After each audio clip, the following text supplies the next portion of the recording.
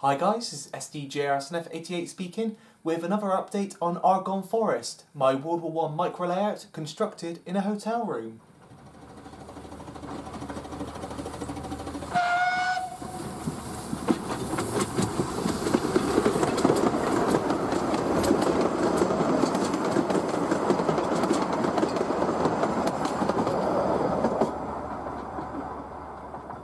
So since the previous update, I've been working flat out on Argonne Forest and there's been a number of major key points reached. And as you can see, the layout is really starting to come to life. So what we're going to do now is take a closer look at those steps and show you what I've been working on. So the two major things I've tackled on the layout this week have been the messiest and I could say certainly the most challenging to do in a hotel room. The first of which we're going to talk about now, is of course the mud effect. And this is something I've been sort of worrying about when I started this project on doing it in a hotel room, as it can get very, very messy. So the mud is basically the same mixture as what I've used on Amiens 1918, and it's basically a 50-50 mix of brown wood filler and PVA mixed together with a tiny splash of brown acrylic paint.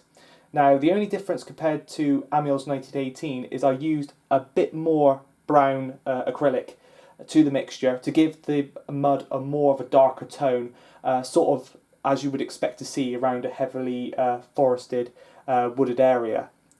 So once I was happy with the consistency of the mix, I then applied it by hand, quite literally, and spread it about the layout, running it over the rails, avoiding the point work of course at this stage, and going over the landforms just roughly, because with the brown paint underneath and obviously the foliage that's going to be added to the hills, it wasn't really necessary to get it right up to the back scene, which is always good because you don't want to go spreading it up the back scene of course. And then once I was happy with the amount on the layout, I then smoothed it in between the rails just to make sure I got the worst of it away from the rails itself, and of course give the ballast a nice good covering, so the ballast is obviously covered with the mud as well. For the point work, I then used an old brush to sort of pick some of the mixture out of the bowl and then gently dabbed it in between the points to avoid all the connections and the blades, so there was a good electrical connection after. This was tested the following day once it was dry at work, and the points do run really, really well, which is always good. And that was the first test run. I sadly didn't film that. We just had a little tram going back and forth on there, and it worked quite well after a good clean. So with the track work all done, and the mud still wet of course, I then went over and added the tracks. Now as you can see, we've got the Renault FTs coming out of the wood there, so obviously we need some tank tracks to represent the track marks that would obviously be left where the tanks have gone.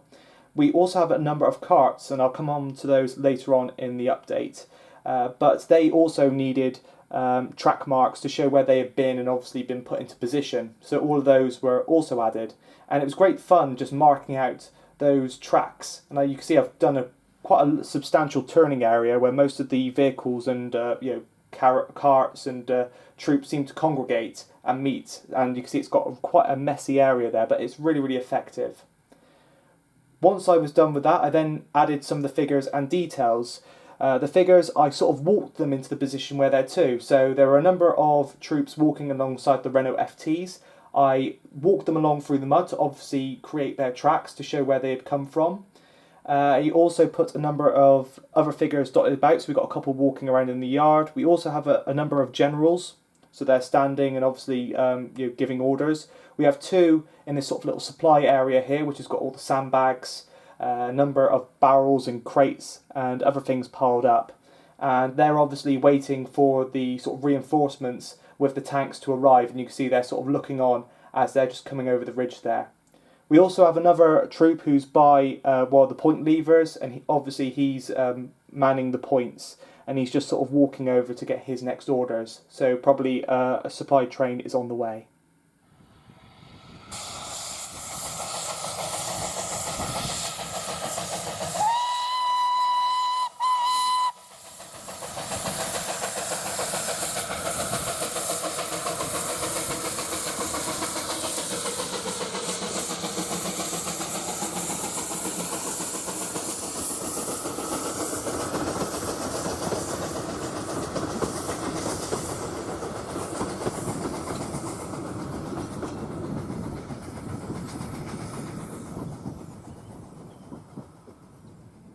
So as mentioned, there are two carts on the layout, and these are a bit of a kit bash. They started off life as a Will's Market Stall kit, and basically what I've done is I assembled the carts following the instructions, but instead of building the canopy and adding the fruit loads, I left them as they were. I then cut the sprue which held on to the parts that are used to hold on the canopy and turned them into the reins, which obviously would be attached to a horse or a mule that would obviously pull the cart. And they've come out really, really well. I'm really pleased with both of these. I've positioned the wheels differently on between the two carts. So the first one that you're looking at now has got a sandbag load, and I've positioned the wheels in a straight position as if it's being loaded up from the platform there.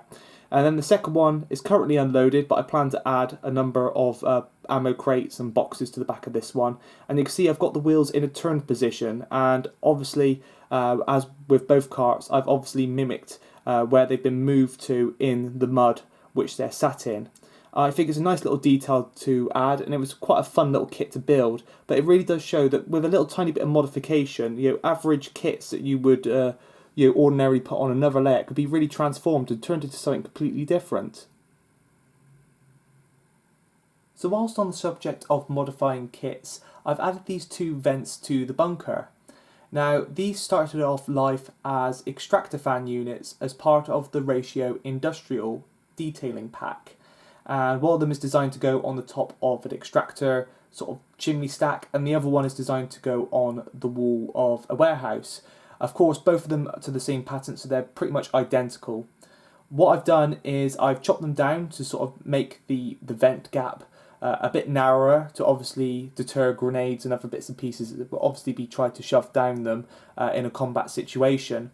And I've painted them up with a rust effect. So I went over with a rust paint and then painted them in sort of olive drab, the same colour I've used for the bunker doors, and then rubbed most of it away to sort of reveal this chipped paintwork effect to give the feel that they've obviously been in this position for quite a while in the wooded area. Next step is of course to blend them in with the woods themselves, and that brings us neatly on to the next major step that's happened on the layout in recent days, and that is of course the adding of the trees and foliage.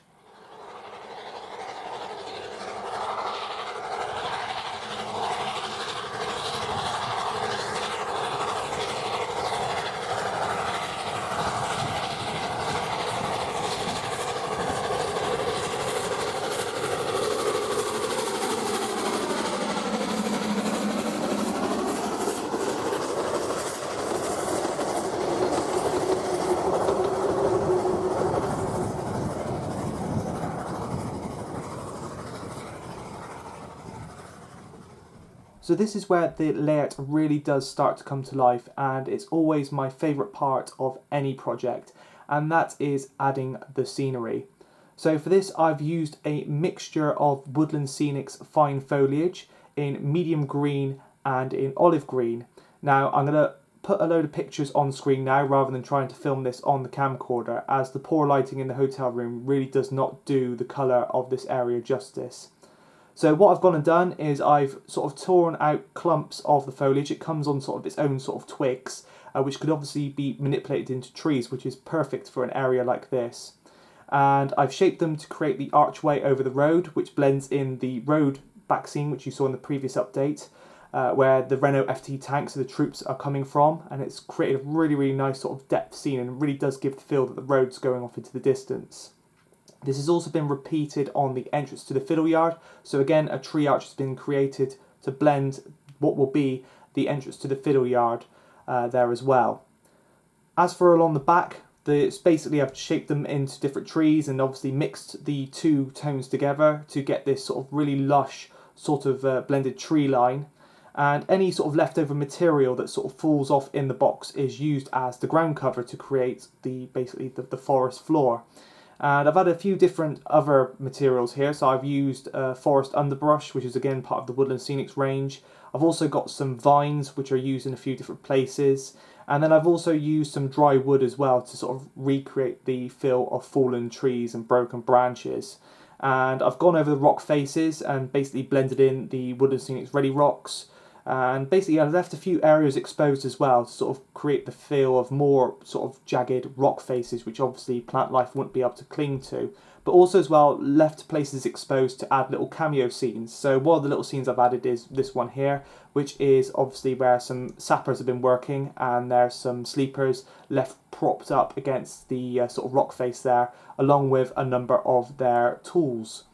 So yeah, let me know what you think of this area. I'm really pleased with how this has turned out, especially the little road at the front there. I've used a few more bits of the scatter as well to sort of narrow the road a bit to really create this sort of muddy track, which there is footage of these Renault FT sort of working their way along this dirt track, and I wanted to try and recreate that in model form. And what I've managed to do with the camera here is try to sort of recreate the sort of the angle that footage was taken from, and it really does sort of tie in quite nicely with that footage. So I'm really pleased with how this little scene here has turned out.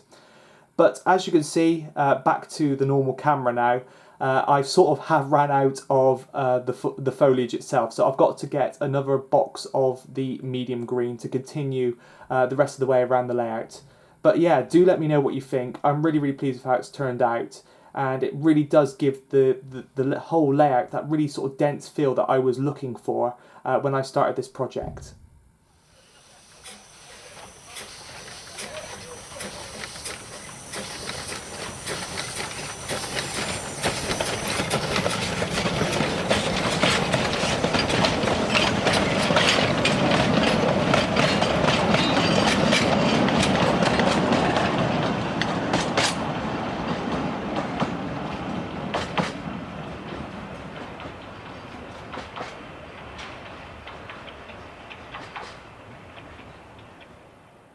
So once again, I guess that's all for this update on Argonne Forest, and as always, I hope you enjoyed the progress.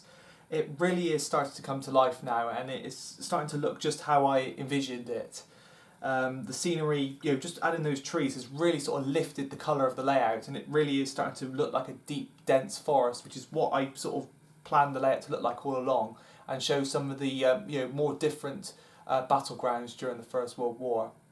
As always, let me know what you think in the comment section below on the progress, and I hope to bring you another update very shortly on the continuing progress on the layout. As you can imagine, we're going to hopefully get these trees finished for the next one, once I've got the materials of course, and then once that's put into place is a matter of adding a few more finer details, more figures, more sort of trench tools and materials, and then it's the small matter of constructing the fiddle yard and obviously, hopefully, getting some trains running. So once again, I guess that's all for this update, and this has been SDJRSNF88 speaking, and thanks for watching.